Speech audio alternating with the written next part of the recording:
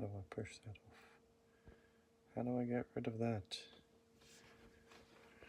No, I don't know how to get rid of that. I've pushed a button and now I don't know. Oh, that's better.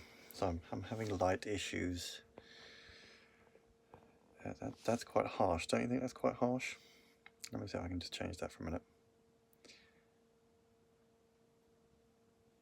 That is now a little bit better, maybe. Okay, maybe that's a little bit better. My head is framed. Oh, look at my hair. I'm not very comfortable. Oh, there, that's a little bit better. My head is framed by the picture behind me, so I think I'll just leave it like that, really. The problem with going live on a narrowboat is that the lights aren't very good. I haven't got a very good light setup. That's still quite harsh, as you can see on this side of my face. Looks like I'm being sunburnt. And I have another light over there, which is casting light on that part of my hand. See that? And then I have another light just down there, which is doing that. You see, that's too much. That looks like Halloween. But that is just a little bit of light smattering up there, you see. Also, the other problem about doing some sort of a live broadcast, going live on YouTube, also from a narrowboat, is that the signal as well. I have signal issues. So I'm trying to work that out whilst going live. I think the problem that I have is that my little signal box here doesn't have much signal. It doesn't have very good signal. So, signal issues aside, can you see me? Can you... Oh, no, that's too harsh. Light problems. I just... No, see, that's too much. It's too much. That's too much of me. That's a little bit better.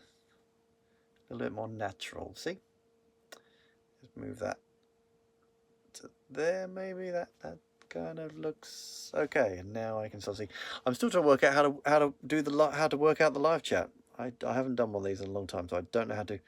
Welcome to live chat. So I just popped away there for a moment because someone left a comment on one of my latest posts.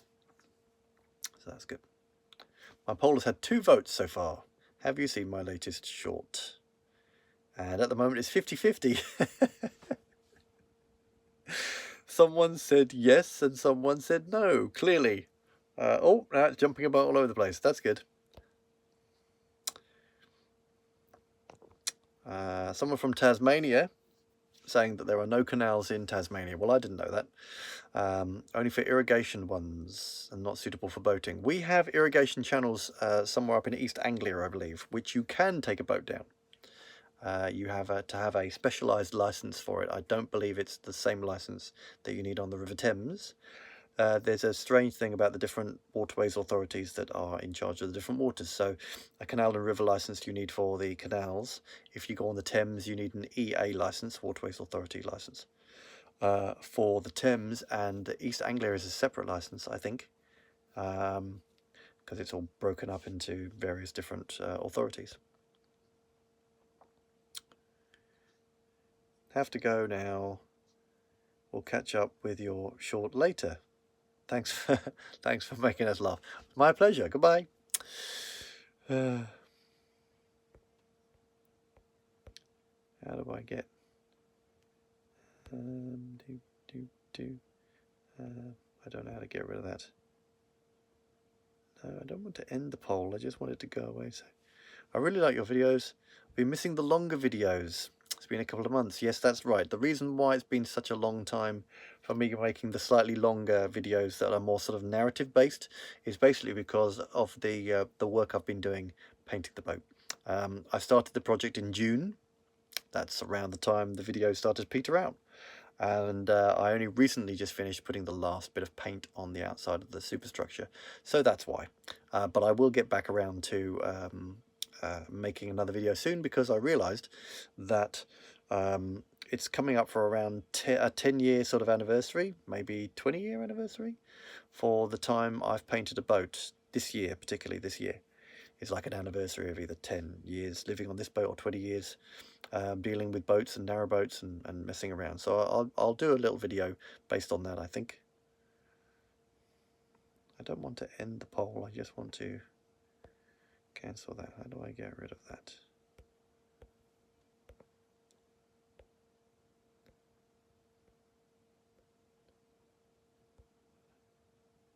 I think the only way I can get rid of this thing out of my screen is by ending the poll. That was a bit of fun, wasn't it? That was a bit of fun, wasn't it? So I've ended it, and it's 50-50. Sorry, I may have ended it too soon. I'm not actually entirely sure how long I'll be on here, to be honest. But I decided to go live because my latest short video that I posted today suddenly has jumped up by 7,000 views. And because it went over 7,000 views, I thought, well, I have to do something about that. I can't just, you know, if I don't have a video to post, I have to go live or something to just to say thank you, because I'm always very, very surprised and very blessed when things happen like that. I'm not really used to it. There are a couple of old videos that have had thousands of views, many thousands of views. I also have a TikTok channel as well that's had many, many more views than what I do on YouTube, but YouTube is where I started, so it kind of means a little bit more to me being on YouTube than TikTok. But go over to TikTok, check me over there. I mean, I do different kind of videos over there. They're not all boat related.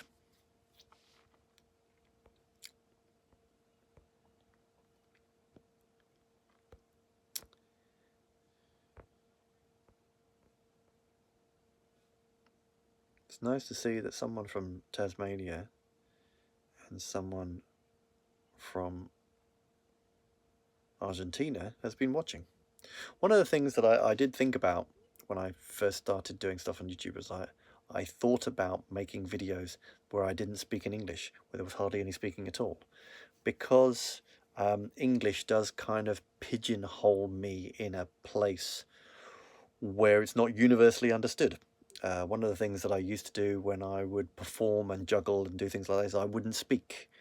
If you don't speak, then if people who don't have English as their first language can then understand you. So I have been thinking about doing more videos that are just physical comedy based, maybe, if that makes sense, because then that's universally understood. So I did think about that.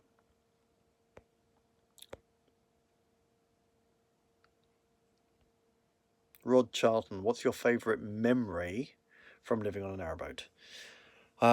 Well, I have to say that this one I'm currently on, when my wife and I bought it and I took it out of the marina and turned right to head towards London, and for the first few hours I was just on the back of my boat. You know, my wife was busying inside making cups of tea and stuff like that, and I was just going, and it was quite cold. I remember it was quite cold, just slowly going along for hours at a time, just slowly going along and just experiencing that. I hadn't experienced it for a very, very long time. What a lot of people don't know is that I lived on a boat for about 2 years, and then there was a gap of about 6 or 7 years where I wasn't living on a boat. And the current one I'm currently on, I've been living on for 10. So yeah, that taking this boat out for the first time was a very, very, very good memory. And there was also that time when I fell off a boat in central London, but we won't talk about that one. We'll leave that for another video. I got to talk about that one. I was trying to turn my boat and I mistimed it and then ran down the front and fell off the front of the boat. So yeah, I think if you haven't fallen off your boat at some point, you're not really a boater. So that's something that everyone has to go through, along with their first winter. Winters in this country are very cold and very damp, so after you've done your first one, you kind of know what to expect. And if you keep doing them, you get a sort of a sense of when it's getting colder, how to prepare and things like that. You start sourcing wood and coal and stuff for your burner. You start checking out, you start testing your heating system to make sure that it's all operational. I think I started doing that back in September. And you just make sure that everything's all ready to go, and Make sure your engine's got plenty of oil in it in case you need to run that for power or warmth. This is the sort of things you just have to do when you live on a boat.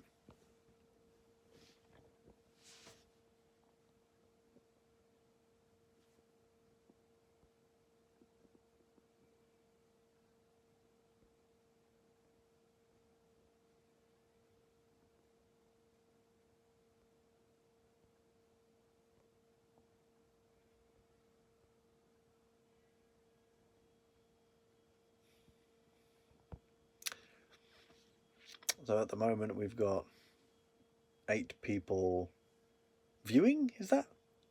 I don't know. I don't do these live things. I have no idea how it works. I'm learning though. I'm learning. I think it's important to be the stupidest person in the room. That means you have the most to learn. So this up here means, I think, 8 people are watching. Hello, 8 people. And 7 people are giving a thumbs up. It would be really, really interesting. I don't know how this would be even possible, but it would be really, really good if we had more thumbs up than people watching, maybe? How's that? That means everyone watching would have... Oh, there we go. Now it's gone 8. There we go. Now, if that went 9, but 8 people were watching, that would be... Oh, it's gone 10. How did that work? I don't know how many... I thought you could only give a thumbs up if you were watching. That means some people have given some thumbs up and then swiped away, maybe? I don't know. Andy Evening. It's my first night on the boat tonight. What's your number 1 piece of advice? I don't know whether it's a piece of advice, but when you sleep on a boat, it can really affect your dreams. Not so much in the way that sleeping on a boat at sea can affect your dreams, because it's constantly in motion. But I think it has something to do with the mind knows that it's over water somehow. So yeah, your first night it might not happen the first night, but just generally you will have some very strange dreams. I had my boat moored in central London once in the Paddington Basin, and about 2 months before that they had been building the fan bridge, so they had put a big sort of temporary dam across one end of the basin. And it was constantly being pumped out because it needed to be a dry area while they did all the building work. And my boat was moored the other side, floating away. But in the middle of the night, I woke up in a panic because I thought I heard the dam break and all the water rushed down to the end of the basin. Nothing like that was happening, but my brain must have heard something and knew that I was asleep in a boat over water. So yeah, that's really the only advice that I can give you, is that sleeping over water in a boat that isn't completely steady, because it might move.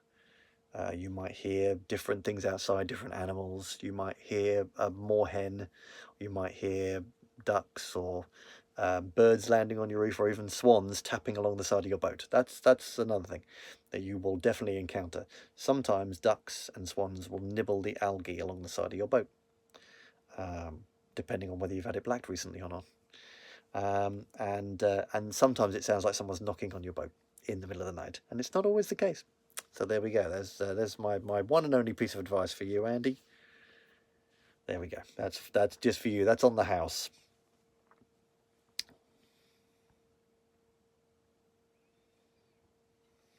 I've got to be honest, that sounds fine with me.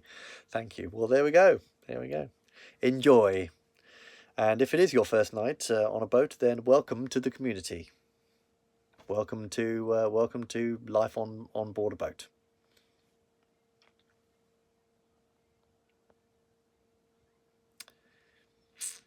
Now, I have to say that it's coming up for about 20 minutes, and I thought I would just go on here for 10 minutes and talk to 2 people, but it's starting to be more people, so I might hang around for 25 minutes. What do you say? Anyone out there thinking 25 is a good number? I think 30 is a nice round number, but I think I'll just eject myself from being online, or from doing this live at 25. So at the moment we're just coming up to 20. 3, 2, 1, 20. There we go. So we've got another 5 minutes. Another 5 minutes with me. Another 5 minutes with you. Does anyone have any technical questions about possibly the engine or the boat or anything else? I like to try and give a well-balanced approach to any question, in terms of, what a boat needs in terms of its engine, what a boat needs in terms of its servicing and things like that.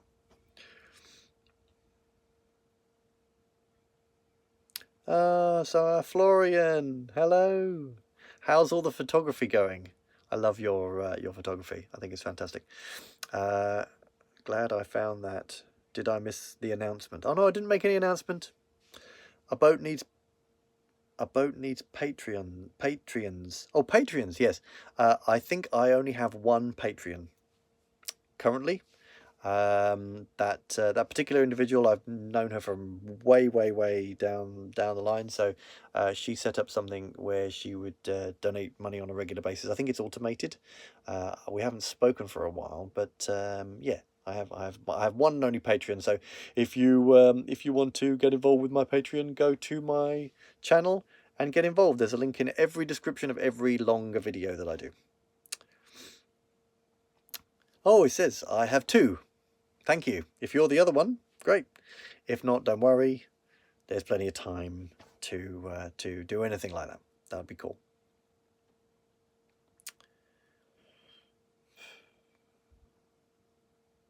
It's nice to have two patrons. I remember when I had like 6 subscribers to my channel.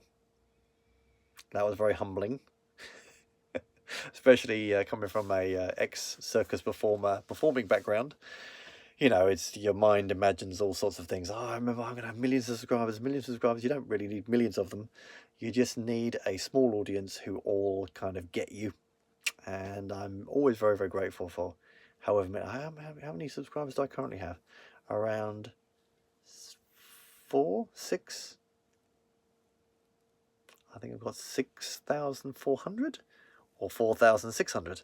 I'm not sure. As again, I'm not. When will there be a captain's chats again? Ah, right. I understand that question. I used to do Andy 6.43. Thank you, Andy. I don't look at it as much as I should, because I think when I first started my YouTube channel, I was getting a little bit too focused on how many subscribers I had. Now I rarely look at that. I rarely look at the analytics unless it's pushing my attention towards, doing something next. Like, have you thought about doing a short video? Have you thought about doing a longer video? Things like that. But I very rarely look at the amount, because numbers are just numbers. They go on forever. So I think I'm probably one of the only creators on here who thinks more about the content. I think more about the video that I'm making, rather about how many people might see it or how many subscribers that I might have. An interesting question from Florian, though. I used to do a Q&A video in my longer form content like this, letterbox. And I used to ask people to ask questions on my Twitter, and then leave the hashtag #capvlog, which was the captain's vlog. I might get back and do that again, because a Q&A is a nice thing to get into to do that on a regular basis. And I enjoyed doing them too. I used to get some very, very strange questions, but maybe this has taken over from that. Just doing a live, people can ask their questions live and I can respond straight away. So yeah, I might do a regular captain's vlog again. It depends. It depends. Things change sometimes with the times, and you've got to sort of go with them, hence the live, doing a live. It would be interesting to see an interview of your wife, of what she thinks of your videos and life on Narrowboat. That's a very good idea. I will ask Tamsin what she thinks about that. I have to be honest, when I sort of first started the channel, I kind of based it around me and what I was doing. And then I did ask my wife whether she wanted to be included, and she doesn't really want to be on film, and that's fine. I respect her decision. I don't film anyone who doesn't want to be in my videos. If someone came to me and said, can I be in the vlog? I say, yeah, sure. I'll film you. I'll ask you some questions. Whether you make the edit or not is something else. But I generally don't film people who don't want to be filmed. That's just I just like to be respectful to people's privacy and people's lives. If you have a channel and lots of people watch it, and then you start sticking your camera in people's faces, their kind of attitude towards you change. I've seen quite a few big YouTube people who sort of started with in a group and they're all filming each other, and since then they've all kind of fallen out, or maybe they're just not making as many videos together anymore because of that. You know, it also becomes a bit strange. It's great to do collaborations with other YouTubers or boat tubers who want to do one. That's great. But what I started to see even some of the bigger YouTubers do is, instead of doing a collaboration where they both brought ideas to the same table, what I would see happening is that one videographer or one YouTuber would have someone cameo in their video for the views, and then they would cameo in their video. So the control is completely over whose channel it is. And collaboration, that's not really collaboration in my mind. Collaboration is when two people come together and form something new with two different kinds of points of view, becomes one thing. To cameo in someone's video is not a collaboration, in my mind. So someone else has put, love your content, blah, blah, blah.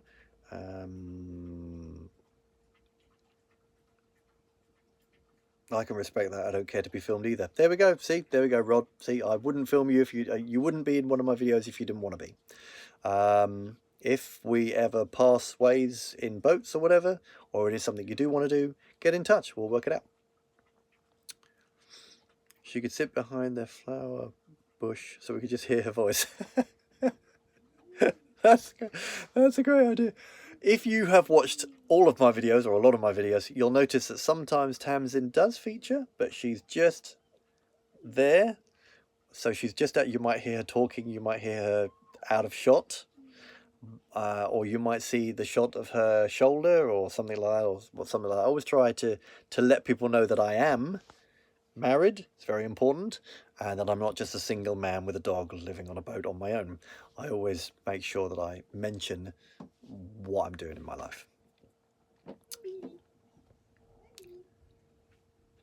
Andy, I used to live in a van and ran a fairly popular page. Some dramas in vans. Yeah. Well, I know the van life because I used to have a van. When I was in between boats, I used to do theatre and education, and I used to have a show based on waterway safety. A very popular show. People liked it a lot. It was a comedy show, but it gave some very, very detailed information to kids in classrooms about the dangers of water and canals in general. And because I had that van, when the show wasn't being booked anymore, I kept the van, and then I would do, you know, lots of moving around festivals and working in festivals with friends of mine. So I've done the van life. I've done the van life way before people started doing videos about Instagram cupboards folding out of beds above and below and whatever. It was basically just me in a van and a mattress, and you know, I just got on with it. So yeah, living in a van, yeah, it's an entirely different animal to living on a boat. And I came to understand that lots of people back in the early 80s and 90s who used to live in vans, whose life was kind of changed by government's attitude to people camping in laybys and stuff. The government kind of took all that kind of idea away in this country. A lot of those people, a lot of those road protesters, a lot of those people who lived in vans moved over to the water. So that was interesting. When I first was living on my first boat back in 2002, I met quite a few of them. And, you know, started to learn a lot from them. I every time I meet an older boater, I'm always asking him questions because I want to get his specific way of life. Sometimes it's something that's not explained enough. There are some YouTubers out there, like, you know, Casey Neistat is one of them, who explains more about his life and how he lives as he's making films, and that's one of the things that I've kind of borrowed that idea. I like to tell people, I like to offer my opinions on how to live on a boat, not necessarily just take Instagram pictures of a lovely. I don't like to paint this life through like a rose-tinted lens, glossy and shiny and looking great and wonderful all the time, because, you know, winters can be long and cold and damp, and also it can be quite isolating. Life on a boat can be isolating. I'm sure life in vans also. sometimes you don't see anyone for a long time, and sometimes you do meet people for a short time. There's an exchange of words or information or fun, and then you both go your separate ways because you can only moor your boat along the canal towpath for 2 weeks at a time, and then you have to move on. And everyone has their own idea of how to live and where they're going. So sometimes you cross paths, sometimes you meet them again, sometimes there's a circular nature of where people moor, and so on. So there's long stretches when it's just me and my wife and the dog. So it's a good job that we get on. Otherwise, this would just be hell. Let's have a little look. What else to say? She's a bit like Miss Columbo. I hope that means Columbo as in Peter Falk's detective. Miss Columbo, that's good, I like that. And another thing, always there but very elusive. Yeah, sometimes she's just out of shot. If you look at back in some of the earlier videos, you'll see she's just there in the distance, or maybe just there. Okay. Van life before was cool. Yeah. Yeah. Very excited for the boat, very excited. Well, that's cool, Andy. You'll find it is a little bit different, but yeah. There was still a lot of weirdness when I was in the van. The public don't understand generally. Totally agree with you. Weekend Insta-vanners make me puke. You see now, that's another thing that I've come to understand also. There are a lot of people out there that I've noticed doing the van life, and I don't like doing inverted commas, but that's, you know, that's the hashtag van life. What that is a younger couple, usually it's a younger girl or a younger guy, who has the van. They go out, they do their holiday, they do their weekend trip somewhere, they take loads of pictures, they do loads of videos, and then they drive it back to a friend's house or their parents' house and leave it parked outside their house. And then when they go out again, or usually you'll find people are doing the build out videos, which kind of come to an end once they've built out their van. That's another thing. Now that I have finally, painted the outside of this, it's taken years to get it down to the proper paint job that I've always wanted. My videos aren't going to stop just because I now have a lovely boat. In fact, there will be less pictures of it on Instagram because I don't necessarily want people to know what my boat looks like from the outside. It's one of the things that is my own sort of way of self-protecting what I do in my life. If people don't know where you are, it's your security. So I don't tell people where I'm going, and I don't tell people where I am. I do, however, tell people where I've been, and that's also a good practice for life. So I have to say, thanks for the chat, and thanks for the questions. They've been excellent. And oh, love the t-shirt. Thank you very much. That's my Winchester's Tavern. You may recognize that from the film Shaun of the Dead. I'm a very big fan of film, and it's something I would love to work into my videos more and more. This t-shirt is actually, it's one of the older t-shirts that came from Last Exit to Nowhere. I'll always big them up because they've been absolutely great to me, sending me t-shirts, and they always make some fantastic t-shirts. So yeah, go check out Last Exit to Nowhere. They'll do a new version of this one now. This is the old one, as you can see. I now will use these and I paint in them. So there you go. I must get a few more, actually. Is the roof already finished, by the way? Yes, it is. Yeah, I put on the last bit of coat of paint on that roof about 2 weeks ago. So if there are any pictures on my Instagram, it'll be pictures of the roof done, hopefully, I think. Thanks for the chat. Hey, no problem. Thank you. Thank you for logging in and watching. Thanks for your continued support. And yeah, I'll probably do another live when my next short or video, has a boost in numbers. Thank you very much. See you again.